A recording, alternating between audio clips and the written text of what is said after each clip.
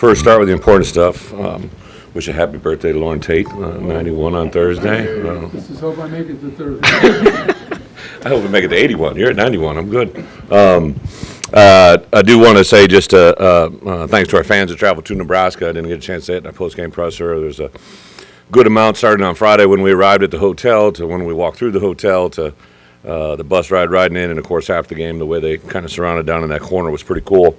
And with that, a special mention for this week. Obviously, we're getting closer and closer to a sold-out situation. I've been told there's a couple thousand student tickets and as well as regular season, regular admission. So the more we can make that place get crazy. And then obviously I'm not one to look ahead at all as well, but the Purdue game will be a senior game and our last home game of the season. So, anybody that wants to get into that mix, we'd love to have you here with us and put a huge emphasis on that. A couple medical updates. Josh McCray, I think he was clear for the game. A lot of you asked a question. I think coming out of it, he felt good. Talked to him last night, so he'll have a full week of preparation, feel good where he's at. A couple of our tight ends, Mike Marcase and Tip Ryman, both should be cleared and with us here midway through the week to get where they need to be on Saturday. So from a pure medical standpoint, should be full go on Saturday for Michigan State at 2:30. Excited about that, where they're at. It continued to see just a lot of good things coming off the field, probably here in the last 24, 48 hours between Bret and I. I've had several people from national awards. I've had a lot of guys on these award lists, right? So I've developed personal relationships with people that are involved with these and the things they're saying, the questions they're asking. To have 4 players up for national awards, obviously Chase for the Heisman just in the last 24 hours from ESPN and other groups that promote and organize that award, reaching out for information, footage, verbiage. It's a positive sign in the right direction. So Chase Brown for Heisman and every other award, I'd scream it as loud as I can. I think he's playing at an extreme high level. And then last week at this press conference, I talked about Spoon being announced as a finalist of 12 for the Thorpe, and the way he's playing against the competition he just played against, to have a matchup contest, him and Quan kind of to double share against Palmer was really something to watch on Saturday, but really special to watch Sunday on film. Spoon is playing at an extreme high level, and then to have Johnny Newton continue to do what he's doing. I think this week the Bednarik Award comes out, and I think that have that those two guys should be on that top 20 list. I hope that comes out in favor of those two guys on the same team playing at an extreme high level, and then Palcho as well to have the recognition with the starts, but also to be on the Outland Trophy watch list is really cool to have 4 players in that position. So our guys will continue to focus on their job. There's nothing we can do about anybody else except for the ones that we have and the ones that we coach. Really excited to play Michigan State, obviously a team that's had some transition this year from their season a year ago, but the games, they've been in the games here as of late, especially Michigan last week. That was a hard-fought game. I know it got a little bit skewed at the end, but two teams battling it out. Got a tremendous amount of respect for what they've done. I think the fact that, to go through the success they had last year and to have the battles that they're going through this year, I'm sure at the end here is going to get one of the toughest competitions we've had here in our stadium. So need everybody there to support us. A lot of really good players, a lot of good coaches, and excited about the opportunity for Saturday. So with that, open up for questions. Really dominated in second halves this year, time of possession, points. What do you credit that towards? I give a lot of credit to our strength and conditioning department. Tank and I sat down before the summer even started, and made a pretty, I think, big decision to really increase the running, the overall conditioning, speed. Our players talked about it all summer. Every time I got around them, Mr. Spoon being one in point, he's like, "Coach, this is getting a little bit silly. You got to have a talk with Coach Wright." And I distinctly remember that day, and I think about the rewards of that now. Tank and I meet on a weekly basis. Kind of a fun day today. Actually, yesterday on Sunday, we started an 8-week conditioning phase for a development roster that the summer is usually when you have your most gains. So one of the things we do in our program is we actually have 2 summers. The other one starts in January. It's a little bit different, right? They go through an 8-week training program before we start spring ball. But this year, because we're afforded the luxury of playing in postseason competition, we added a 3rd summer into our calendar. So we started yesterday with an 8-week training program that takes our focus on our Devo guys on a heavy emphasis on developmental lifts on Sunday, Wednesday, and Friday, specifically after our 2 practice days on Tuesday and Wednesday, so they can really focus on physical development in the weight room. We might ask guys to add 15 pounds. We might ask guys to lose 5 pounds or 15 pounds. So I think that has a big part of it, what we did during the course of the summer, and then just the way our guys prepare and the way they take care of themselves. One of our last things when we walk out the door, we talk to them about a variety of different things, but they have to basically put the team first walking out the door. So it's the last thing we talk about when they come in the building is put the team first. It's the first thing we talk about when they leave the building. And by that, it may mean, that if you're a guy that's had hydration issues, you need to hydrate more during the evening and before the building, before you walk in on Tuesday morning's practice tomorrow. It may mean that you may get 2 more hours of sleep rather than 2 more hours of video games in the evening. I think our guys are wired into what we do today not only affects what we do on Saturday against Michigan State, but hopefully we'll have the same effect when we play Michigan and Northwestern at the end of the year. So a huge awareness factor by our guys, I think, to take better care of themselves because they're playing well in the second half for sure. Coach, when you get a comfortable lead, you've been able to kill the clock on the opponents. Is there a point in the game where you have that conversation with Coach Lundy and give him your guidance on maybe slowing things down a little bit and running some clock? Well, it comes up in every game when you're ahead, right? Like, I watched the game unfold Thursday night with a very good friend of mine, Dave Dorn, is the head coach at NC State, and I flipped on the game, and I believe the game might have been 21-3 or something like that at the time, and they came back and won it 22-21, and there's a saying that I preach about all the time to our players, right? More games are lost than won, and I think for me as a coach, I've learned early on in my career that there's a lot of times where games could be won, but instead they're lost from critical errors, coaching mistakes, game management, and I really think that for me, I would say, in this game in particular, after we got a 14-point lead, I felt fairly comfortable that they weren't going to get 2 scores on our defense. So we may talk, in generalities about slowing down the clock. Barry is so intent and so directional in his play calling and his management of the clock. We've seen that all year. Tommy's really become engaged with it. I did have Tommy in a meeting yesterday, and I said, listen, at some point you went 20 of 22. You set an all-time NCAA record in Memorial Stadium for completion percentages, and I know it can get frustrating, but what we need to do in the win in that game was just to make sure that we didn't give them a freebie, give them something that when our defense wasn't on the field. So the recipe against Nebraska might be totally different than it will be against a future opponent or what has been in the past. There probably are some similarities between the way this game ended and kind of the Minnesota game. I felt at the Minnesota game, once we were up a couple scores, I really didn't feel that our defense was going to allow them to do that, and we manipulated our offense that way. So every game's a little bit different. We're statistically where we are offensively. One stat jumped out to me. Bret shared with me that a year ago we were like 124th in completion percentage in the country. This week we're number 1 in the country. I mean, that's 124 spots, right? Like, that doesn't just happen by chance. That's deliberate. Obviously, there's a quarterback involved there, but there's also a play caller. There's all the same receivers, all the same running backs, all the same coaches, other than obviously the offensive coordinator. So, a lot of positive things about our offense to get excited about.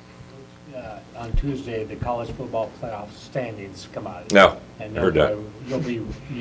You'll probably be ranked for the first time here. What's that mean to you, program-wise, for the staff, the coaches? What's it mean? For me, it's awesome, right? But I think what it's great for is the University of Illinois. I think it's great for our fan base. For Josh, for the people that have been here through all that stuff, for our players. I saw a great quote from I don't know if it was Sid or Chase, but one of them asked about the value of where we're at right now, and he said it's a lot different than my freshman year, right? A lot different, and you should just enjoy the moment. I thought it was incredible. Sid got interviewed on the field right after our game, right? So here's a guy that just had 2 passes picked off, played a pretty complete game, and the reporter asked him, what it would mean to win the Big Ten West, and he said, our work's not done. We still have a lot of football in front of us. And it just goes to show the demeanor of our football team. I think our team will be enjoyed being talked about, and it'll be awesome to speak of it, right? But listen, we're into Michigan State. We're into what we can do. We want to play Michigan State as strong as we can play them, right? And let the cards fold as they are, and then we'll get into another game week preparation here against Purdue. But I get the question. I think it's awesome. But again, it's just part of the process of what we're on. 6 o'clock, I think, tomorrow night. Will you take this second to watch or no?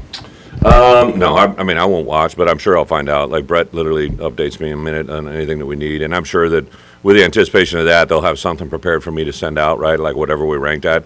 The only derivative of that is recruiting. It really, truly is.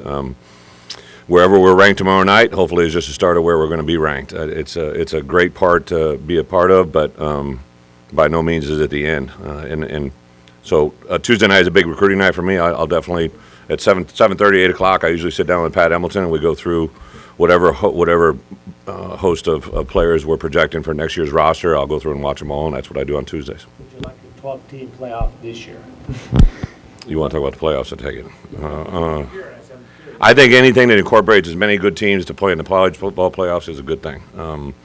I remember when they first started coming out, I think, of my 7 seasons as a head football coach at the University of Wisconsin, I had a news outlet reach out to me and said that, 3, probably 4 of my teams that I was a head coach of might have made the playoffs, right? And I mean, that didn't do me any good, right? But I think the fact that it's being written about your program and the dividends of that is worth its weight in gold.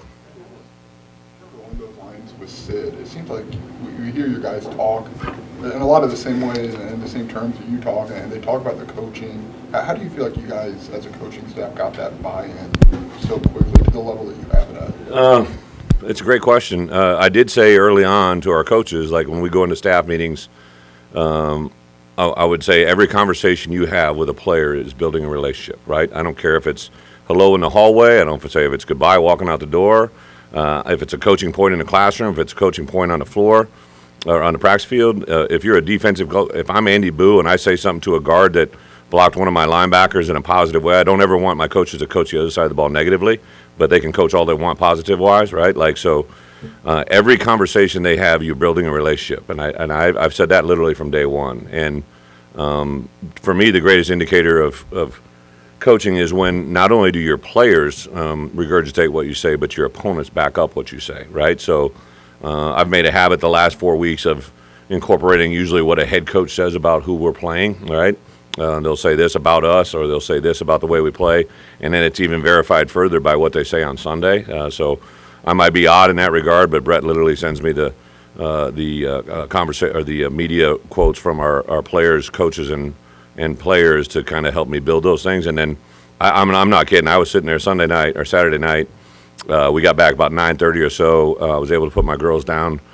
Sitting down. My wife loves to watch the Final Drive on the Big Ten Network, and to hear Sidney say that, I hadn't seen that, right? Like he looked like out of a movie, sitting there with the hair flowing and the headband, and he literally took that. I couldn't have said it any better, and I don't think he was making it up. And then just the added verbiage on top of that, I saw where Ryan Walters said that when he first met him, he didn't know if he's a yoga instructor. Like, I thought that was just priceless. I think our people are having fun with one another.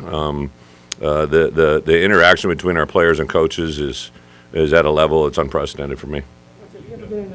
Have you ever been in a situation as a head coach where there were off the field distractions, and how does a coach handle that to make sure it doesn't spill over to game day?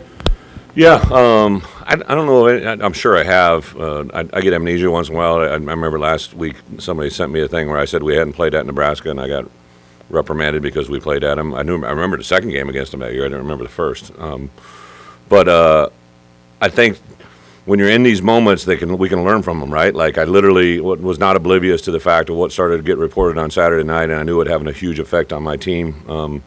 I know what Coach Tucker stands for, and a tremendous person, and we recruit against those guys. So just kind of a sit back and observe. I think we definitely, as a teaching moment, we go to Michigan in 2 weeks, right? So there's things that I'm filing away right now that I'll bring up that week when that moment comes. But I think we do try to coaches minimize what our outside voices are saying to our players, but the bottom line, in today's world, you can't, right? Like, I can say and control what's been preached to our players in the building, but what's being said to them outside of it, you got to learn for them. Like, it's like literally, it sounds like a silly thing. I mentioned it earlier, but walking out the door, there's 4 things to do when they're walking out the door, right? And one of the the last one on walking out is manage the outside, right? So that means like all of those things that are coming at our players that I can't control, they have to handle and manage it, and they do a really good job.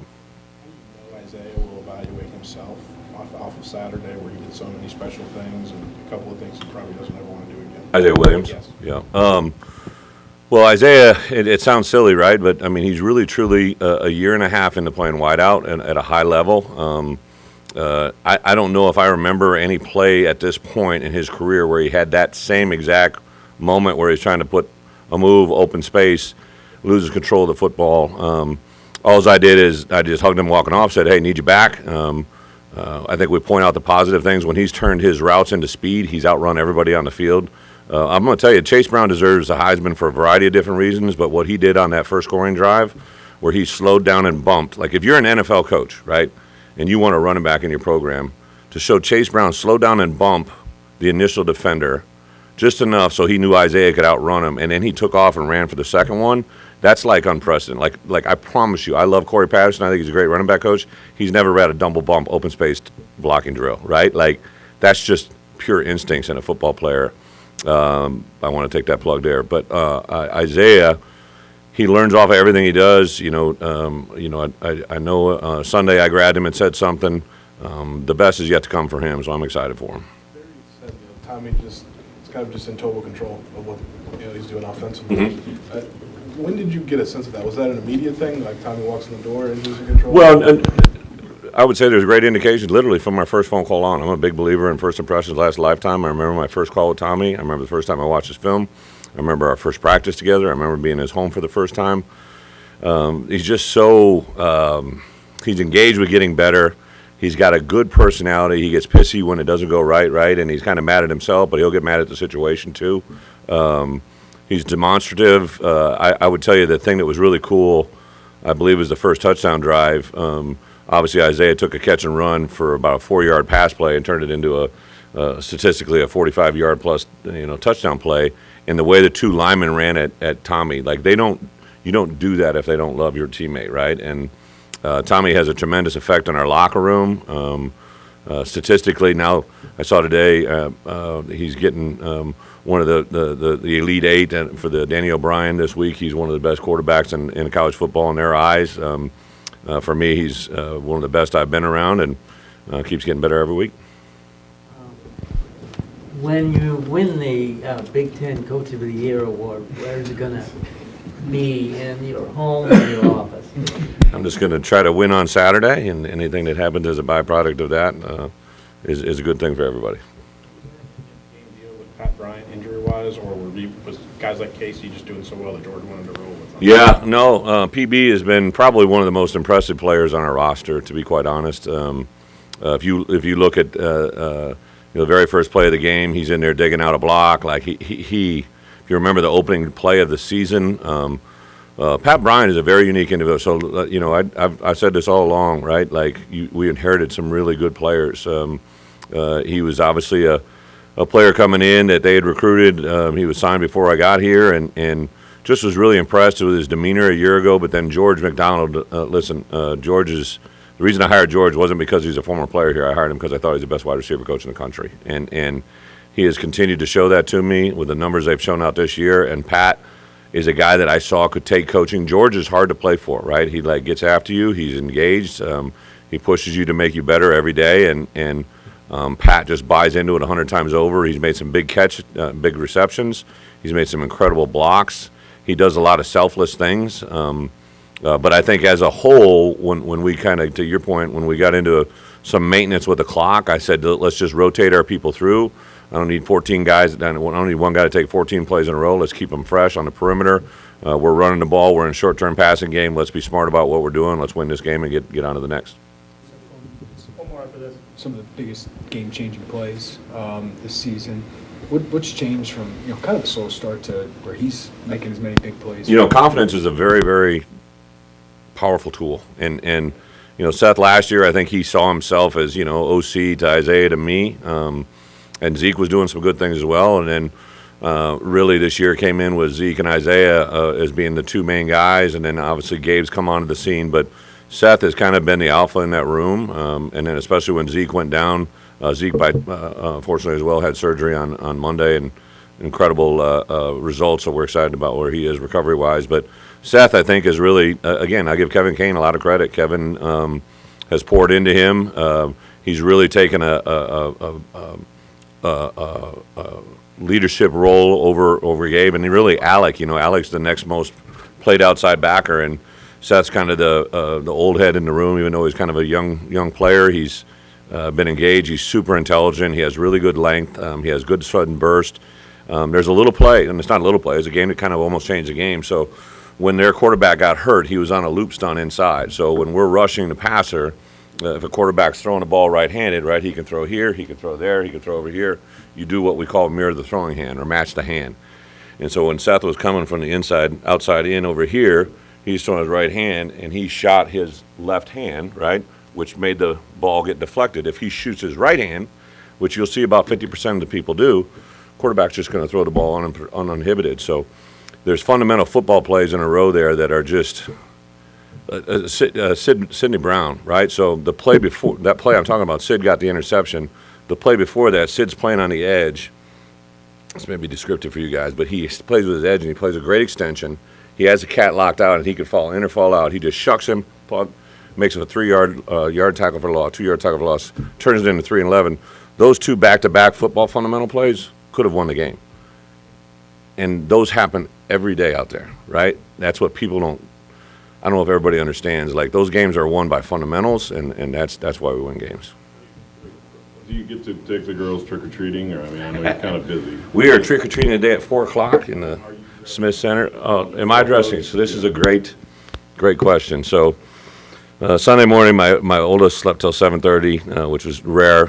So she's laying in bed, and then she came to crawl in bed with me and Jen, and my youngest was still asleep. And so I said, "Hey, you excited for Halloween? You hear you're going to come to the office with Daddy?" And we just we did this last year where they come to every office, and she's like, "Yes." And my wife is a big Olivia Newton-John fan, so our daughters are dressed up as Olivia Newton-John, who I'm sure they have no idea who that is. Kind of surprised my wife did, because she's a little younger soul as well. But I said to her, "What are you going to?" And she told me, and then she goes, "Daddy, what are you going to be?" And I'm like, I hadn't prepared for this question, right? I mean, you're ready for your guys' questions, but I wasn't ready for this one. I said, "Well, Daddy doesn't really dress up. I'm at work." And she goes, I'm like, "Who should I be?" And she said, "I think you should be Uncle Mark," which she means is Mark Torsani, who's our chief of staff. And I loved it because Mark is her godfather, and it kind of gave me a moment, because they spent a lot of time with Mark and Tara, and their kids are the same age, and the best was my wife started laughing, I started laughing. I go, "How would I dress like Uncle Mark?" And she didn't have that figured out. She just knew that was the person that I should dress up as. So that's why I rank in my daughter's eyes. I should dress up as our chief of staff. As it goes. Formation. Yeah. Obviously, there's a schematic thing if something goes awry, but Yeah. why? Where did that come from? To kind of That's a great question. So sometimes you see these byproducts are great storylines for you guys that I have no intentions of writing for you, right? But I did make a point the week before in Minnesota. We had Isaiah back there. So if you remember our very first game against Wyoming, we were at the end of the game, and I just didn't think we were at this status a year ago. But one of the things I've always believed in is having our best player. That if something happens, if things go sideways, that guy has to make the tackle, right? That's why it's called the victory formation. That's why that person's in that position. So I threw Bailey in at the end of the game, and it was kind of everybody made light of it, and I'd kind of had it on my back burner. We hadn't used in victory formation. I saw Isaiah, so I said, from this point forward, I told my coaches in front of the team, I said, I want our best defensive player to be the dot of the formation. So we put Sid in there. Barry put Sid in there. He checked with me. I said, yeah, let's put Sid. Well, Quan took that as a diss against him. So I'm like, Quan, you can go on the second play, right? And then literally right behind him, up comes Kendall Smith. He's like, I'm going. I'm like, bro, there's only 2 snaps. And I've been a head coach for a long time. I've never had that same thing. Usually whoever you assign to it, they just went out there. But it just, in a microcosm, it did 2 things. First, it put Sid and Chase Brown on the field at the same time, which had never happened, which I thought was really cool. I didn't have intention to do that. But it also showed me a great deal about here's 3 guys that are, as a sign of respect, wanted to be in that position, right? And I'm going to definitely make a play off that for my entire coaching career. And I say this all the time. I learn more from my players than I could possibly learn from anybody else. And those 3 guys just taught me a lot. Yep.